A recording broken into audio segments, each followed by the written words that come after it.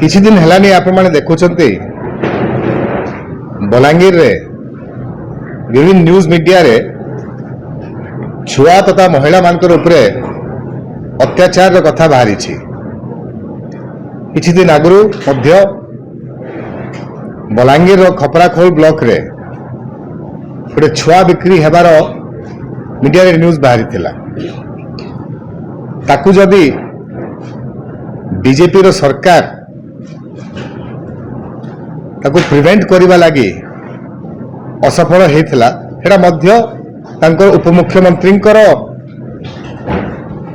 Constituency रे ए घटना घटिथिला। ता संगे संगे आमे सुनिछु बरहमपुर रे मध्य छुआ बिक्री हेबार अभियोगटा आसीछि। गतकाली बंगमुंडा ब्लॉक रे गोटे आदिवासी मां को उपरे अत्याचार कथा बाहरी। यहाँ जना पड़ुछि जो सरकार अच्छी ओडिशा रो नुआ सरकार बीजेपी रो सरकार से ना एडमिनिस्ट्रेशन उपरे कार्य अनुष्ठान करि पारुछि ना लॉ एंड ऑर्डर को सुरक्षा रखबा लगी किसी पदक्षेप नहीं पारुछि।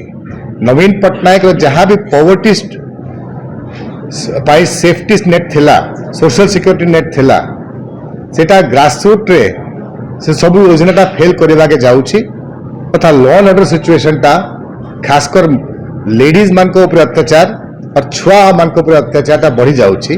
This government is a failure in all fronts.